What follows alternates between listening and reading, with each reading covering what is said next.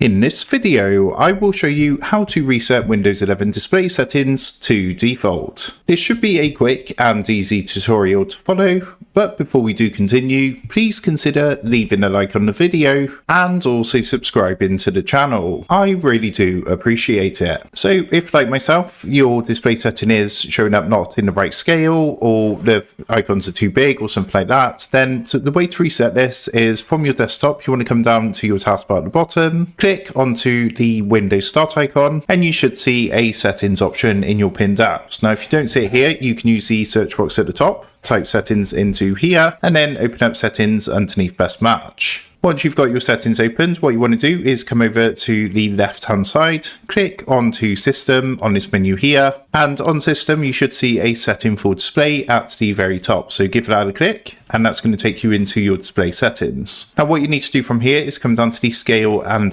layout section just down here. First, what you want to do is click onto the drop down box next to scale, and you want to change this to what says recommended, which is generally going to be 100%. So give that a click first of all, and that's going to change the scale to the correct size and reset it to its default setting. And then what you want to do is come down and change the display resolution. So again, click onto the drop down box. You can see mine's currently set to 1600 by 900, but again, you want to look for recommended, which is this one here. Give that a click, and then it's going to come up with a pop-up window asking if you want to keep these display settings. Now at this point, be sure to click keep changes, and what that's going to do is keep your changes. You can see it's now on the recommended settings, which is going to be the default display settings. If we come back to my desktop, you can see everything is now scaled down to the correct scale. And that is how to reset your Windows 11 display settings to default. So with that being said, I hope this quick tutorial did help you out today. And if this did help you out, I would really appreciate it if you was to consider dropping down below the video, leaving a like,